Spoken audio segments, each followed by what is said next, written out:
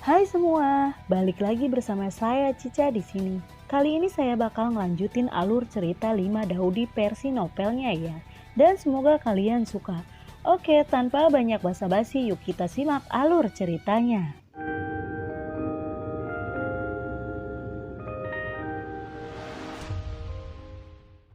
Di cerita sebelumnya, tubuh Kaisar Abadi menabrak gunung Huoyin seperti meteorit. Dan kemudian suara yang menghancurkan bumi keluar. Dampak kuat dari kekuatan menyebabkan gunung Huoyin pecah berkeping-keping dan runtuh.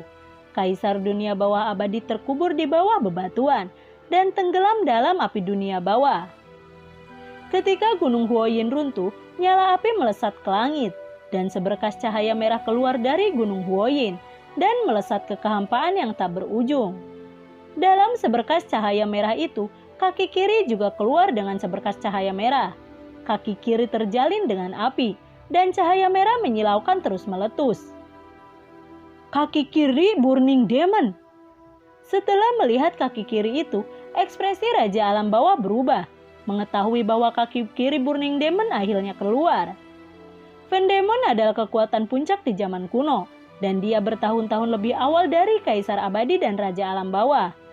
Kemudian untuk beberapa alasan yang tidak diketahui, Pendemon akhirnya hancur dan tubuh Pendemon tersebar di antara langit dan bumi. Meskipun itu hanya kaki kiri Burning Demon, Raja Alam Bawah harus hati-hati, seolah-olah dia sedang menghadapi musuh yang tangguh. Setelah kaki kiri Burning Demon lahir, Xiaoyan juga bergegas keluar dari Gunung Huoyin. Naga api berkobar di sekelilingnya dan 23 naga api melilit tubuhnya. Kaisar Abadi sudah menyerahkan kembali kendali tubuhnya kepada Xiaoyan. Xiaoyan berdiri di kehampaan, telapak tangannya meraih ke arah kaki kiri pembakaran iblis di udara. Hisapan yang kuat melonjak keluar, dan kaki kiri pembakaran iblis terbang ke arah Xiaoyan dengan cepat. Aku akan mendapatkan kaki kiri Burning Demon. Raja Alam Bawah tersenyum, lalu menyerbu ke arah Xiaoyan. Raja Alam Bawah melambaikan tangannya, gelombang energi tak berujung melonjak, dan Xiaoyan langsung tenggelam dalam gelombang energi. Xiaoyan melambaikan tangannya, naga dan 23 naga api naik ke langit, membawa gelombang api yang mengepul dan bergegas menuju Raja Alam Bawah. Xiaoyan hanya memiliki kekuatan setengah dewa dan masuk akal bahwa dia sama sekali tidak mungkin menjadi lawan Raja Alam Bawah. Namun pada saat ini, situasi Xiaoyan sedikit berbeda. Saat mengembalikan kendali tubuhnya kepada Xiaoyan, Kaisar Abadi juga meminjamkan seluruh kekuatannya kepada Xiaoyan. Selain itu, Xiaoyan memiliki garis keturunan ras dewa penciptaan, lengan kiri Burning Demon, lengan kanan Burning Demon, dan aliran kekuatan yang tak ada habisnya. Pada saat ini, Xiaoyan untuk sementara memiliki kekuatan untuk melawan Raja Alam Bawah.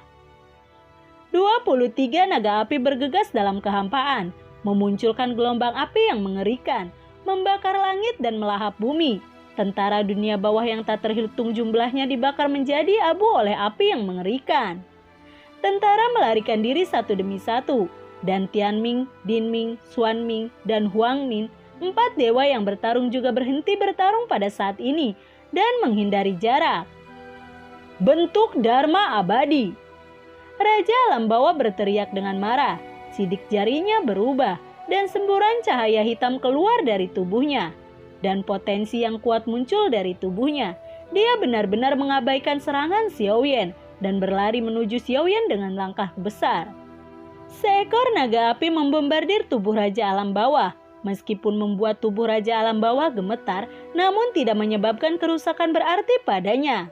Dengan lambaian besar tangan Raja Alam Bawah, satu demi satu kekuatan suci tersurah. Langsung menghancurkan segala naga api yang bergegas, mengubahnya menjadi api besar yang memenuhi udara. Raja Alam Bawah datang ke arah Xiaoyan dalam sekejap, dan Xiaoyan kaget dan buru-buru untuk mundur. Tinju Raja Alam Bawah. Tinju hitam besar yang tak terhitung jumlahnya menghantam Xiaoyan. Pada saat Raja Alam Bawah menggunakan tinju raja, Xiaoyan yang telah mundur tiba-tiba berhenti. Dan kemudian Xiaoyan menyerangnya dengan kecepatan yang sangat menakutkan. Sebelum tinju Raja Alam Bawah mengerahkan kekuatannya sepenuhnya, Xiaoyan bergegas ke depannya, dan dengan jentikan telapak tangannya, teratai api seukuran telapak tangan menabrak Raja Alam Bawah. lengan kiri Burning Demon, lengan kanan Burning Demon. Teratai api dilemparkan, tetapi serangan Xiaoyan tidak berhenti. Dia menggenggam tangannya dengan erat pada saat yang sama dan pikirannya bergerak. Lengannya tiba-tiba merah seperti api dan api yang mengamuk. Xiaoyan mengayunkan tangannya dan dua tinju merah yang mempesona keluar dari kiri dan kanannya. Kedua tinju merah itu adalah kristal energi dari lengan kiri Pendemon dan lengan kanan Pendemon. Buang! Dua tinju menembus kehampaan dan menghantam langsung ke tubuh Raja Alam Bawah. Teratai api yang dibentuk oleh 23 jenis api yang berbeda juga meledak pada saat ini, dan gelombang api yang mengerikan tiba-tiba menyapu. Serangan dari dua lengan yang membakar iblis ditambah dengan teratai api yang sangat kuat langsung menghancurkan tubuh Raja Alam Bawah menjadi berkeping-keping. Pada saat yang sama ketika lotus api meledak, tinju raja yang diledakkan oleh Raja Alam Bawah juga membombardir Xiaoyan dengan ganas. Xiaoyan segera membalas dan darah menyembur keluar dari mulutnya. Xiaoyan perlahan menstabilkan tubuhnya. Pada saat ini wajahnya sangat pucat dan dia terengah-engah dengan darah terus mengalir dari sudut mulutnya. Meskipun lengan kiri dan lengan kanan Pendemon sangat kuat, dia hampir menghabiskan sepertiga darah di tubuhnya setiap kali dia menggunakannya, dan kali ini dia menggunakan tangan kiri dan kanan Pendemon secara bersamaan, hampir menghabiskan setengah dari darahnya. Xiaoyan lalu menggerakkan telapak tangannya ke arah kaki kiri Pendemon, dan kaki kiri Pendemon terbang ke arahnya seolah-olah dia memiliki spiritualitas. Kaki kiri Burning Demon terbang di depan Xiaoyan, dan kemudian berubah menjadi cahaya merah dan menembak ke kaki kiri Xiaoyan. Kaki kiri Burning Demon dengan cepat bergabung dengan kaki kiri Xiaoyan. Sebuah sensasi terbakar melonjak di kaki kiri Xiaoyan, dan Xiaoyan segera merasa bahwa kaki kirinya dipenuhi dengan energi yang kuat. Xiaoyan menatap dingin ke tempat Raja Alam Bawah hancur. Meskipun serangan barusan sangat ganas, intuisinya mengatakan kepadanya bahwa Raja Alam Bawah tidak akan binasa dengan mudah. Melihat tubuh Raja Alam Bawah hancur, baik Deming maupun Xuanming sangat gembira. Setelah dia mati, bawahannya tidak akan takut.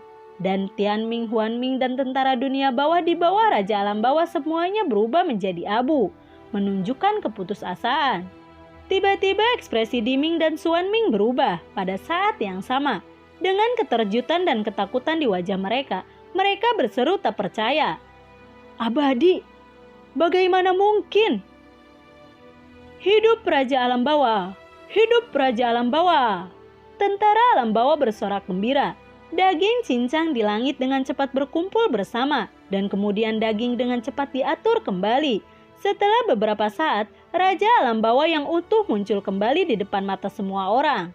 Raja Alam Bawah mencapai alam keabadian. Masuk akal bahwa hanya dengan mencapai alam Kaisar Dewa, seseorang dapat mencapai alam keabadian.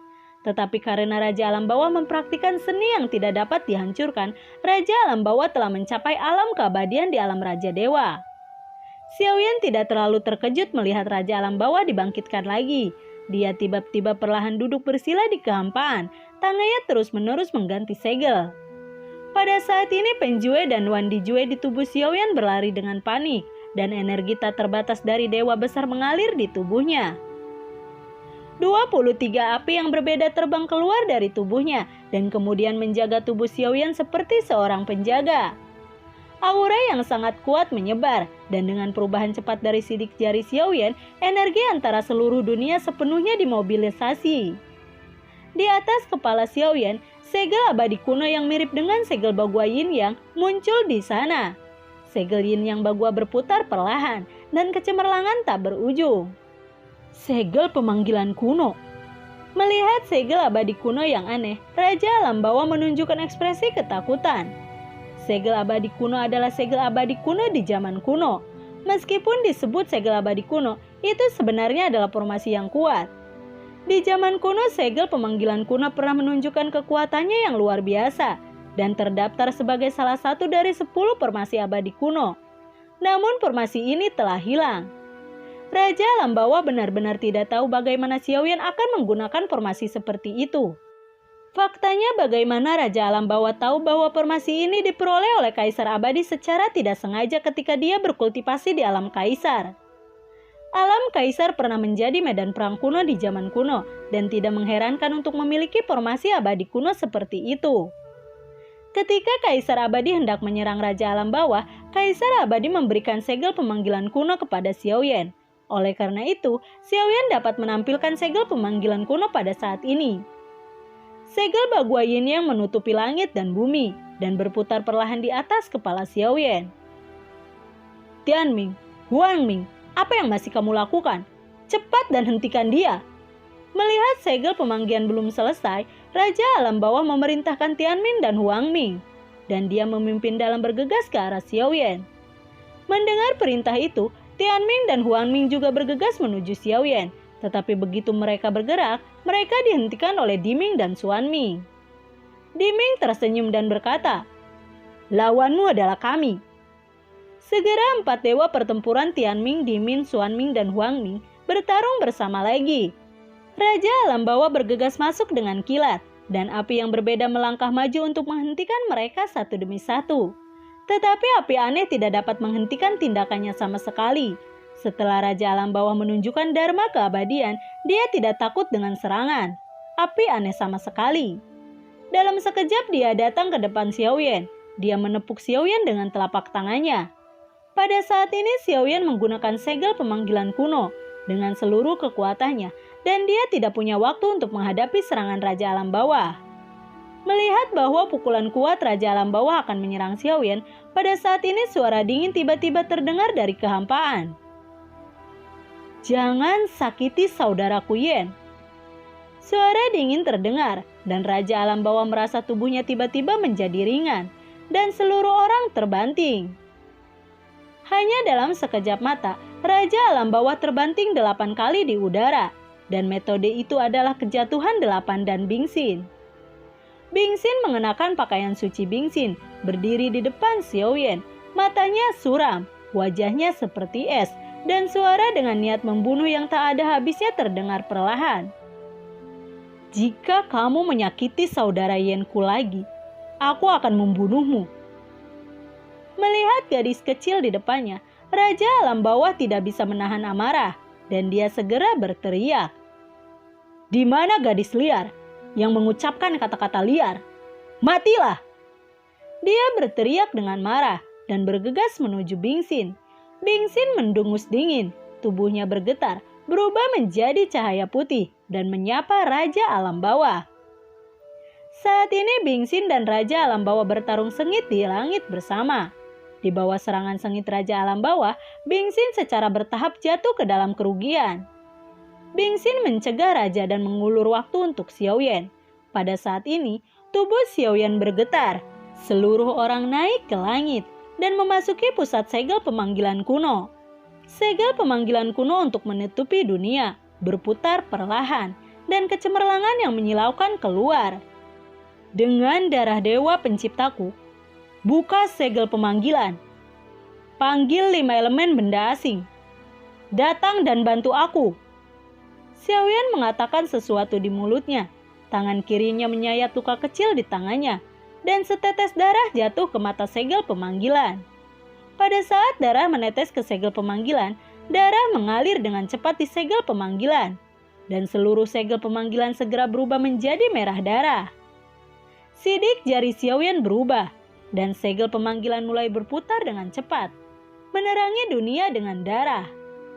Dengan dibukanya segel pemanggilan, sebuah lorong misterius muncul di atas segel pemanggilan. Setelah beberapa saat, 5 elemen legendaris dari benda asing, emas yang berbeda, kayu yang berbeda, air yang berbeda, dan tanah yang berbeda terbang keluar dari lorong dan terbang ke segel pemanggilan. Dikatakan bahwa segala sesuatu di dunia terdiri dari energi 5 elemen, emas, kayu, air, api, dan bumi.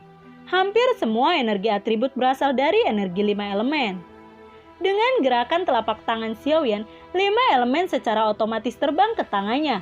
Kemudian dia perlahan-lahan menggabungkan 5 elemen sesuai dengan prinsip generasi bersama dan saling menahan diri dari 5 elemen. Proses ini cukup lambat. Kelima elemen tersebut saling menguatkan. Xiaoyan berusaha keras untuk menggabungkan 5 elemen benda asing. Setelah meraba-raba, dia dengan cepat menemukan cara untuk menggabungkan 5 elemen benda asing. Dan setelah waktu yang tidak diketahui, lotus 5 elemen warna-warni akhirnya perlahan menyatu ke tangannya. Teratai 5 elemen memancarkan kecemerlangan 5 warna. Meskipun hanya seukuran telapak tangan, energi yang dikandungnya sangat menakutkan hingga tak terbayangkan. Xiaoyan mengambil teratai 5 elemen, tubuhnya bergetar, dan dia menghilang dalam kehampaan. Raja alam bawah yang sedang bertarung melawan Bingxin tiba-tiba berubah ekspresi. Dia melihat Xiaoyan muncul dari sisi Bingxin. Kemudian Xiaoyan menampar telapak tangannya, dan teratai 5 elemen melesat. Pada saat yang sama, Xiaoyan memeluk tubuh halus Bingxin, dan keduanya menghilang ke udara.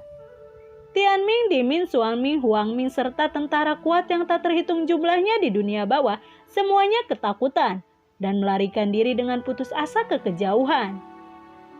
Puang! Suara keras yang tak terlukiskan bergema dengan sia-sia. Teratai 5 elemen yang dibentuk oleh benda asing dari 5 elemen akhirnya meledak. Energi berfluktuasi dengan liar, dan kemanapun ia lewat, segala sesuatu di sepanjang jalan benar-benar ditelan oleh kegelapan. Raja alam bawah yang paling dekat dengan tempat di mana teratai api meledak, jadi dia yang paling terpengaruh. Pada saat lotus api meledak, tubuhnya langsung hancur, berubah menjadi potongan daging di seluruh langit. Prajurit dunia bawah yang tak terhitung jumlahnya, meskipun mereka telah melarikan diri, gelombang kejut dari lotus api sangat cepat. Hampir pada saat lotus api meledak, gelombang kejut yang mengerikan menyusul mereka. Semuanya hancur, berubah menjadi kabut darah, dan sepenuhnya ditelan oleh kehampaan. Saat Xiaoyan melemparkan teratai api, Xiaoyan memeluk Bingxin ke dunia batinnya. Begitu dia memasuki dunia batin, Bingxin segera berubah menjadi Bingxin Hailian. Xiaoyan dengan cepat mengirim teratai laut jantung es ke dalam kolam. Dia baru saja menyelesaikan Bingxin Hailian, dan lotus dari 5 elemen meledak. Gelombang kejut yang kuat membuat dunia batin Xiaoyan bergetar. Gelombang kejut yang menakutkan itu hampir menghancurkan dunia batin Xiaoyan. Untungnya dunia batin Xiaoyan dijaga oleh Kuali Qian Kun, yang memungkinkan dunia batinnya menahan gelombang guncangan kuat dan bertahan. Kekuatan ledakan teratai 5 elemen tidak lebih lemah dari teratai api penghancur super, yang dilepaskan Xiaoyan di benua 5 elemen. Gelombang kejut energi yang disebabkan oleh ledakan teratai 5 elemen menyebar dengan cepat di sekitar Gunung Huoyin, dengan Gunung Huoyin sebagai pusatnya. Ledakan di kehampaan terus bergema, menghancurkan penghalang energi di alam bawah. Namun di bawah penghalang yang banyak, gelombang kejut secara bertahap melemah. Setelah waktu yang lama, fluktuasi energi dalam kekosongan perlahan menghilang. Alam bawah mulai tenang. Dalam pertempuran antara Kaisar Dunia Bawah Abadi dan Raja Alam Bawah ini, karena Xiaoyan, Kaisar Dunia Bawah Abadi akhirnya menang. Teratai 5 elemen menghancurkan tubuh Raja Alam Bawah menjadi berkeping-keping. Meskipun Raja telah ditata ulang dan dibangkitkan kembali, Raja telah menderita banyak luka. Pada saat yang sama pasukan dunia bawah di bawahnya hampir hancur total. Hanya Tianming dan Huanming yang lolos dari kematian. Jadi Raja Alam Bawah melarikan diri bersama Tianming dan Huangming. Setelah Raja melarikan diri, Kaisar Abadi mendapatkan kembali kursi penguasa dunia bawah. Setelah dia menjadi penguasa alam bawah, dengan bantuan Xiaoyan, dia menemukan tubuh yang cocok untuknya. Mayat itu aslinya adalah tubuh ayahnya. Setelah kematian ayahnya, karena perawatan yang tepat, tubuh ayahnya tidak pernah membusuk dan masih utuh. Pada saat ini Kaisar Abadi hanya bisa menggunakan tubuh ayahnya untuk menghidupkan kembali dirinya sepenuhnya. Dengan bantuan Xiaoyan, jiwa Kaisar Abadi berhasil menyatu dengan tubuh ayahnya.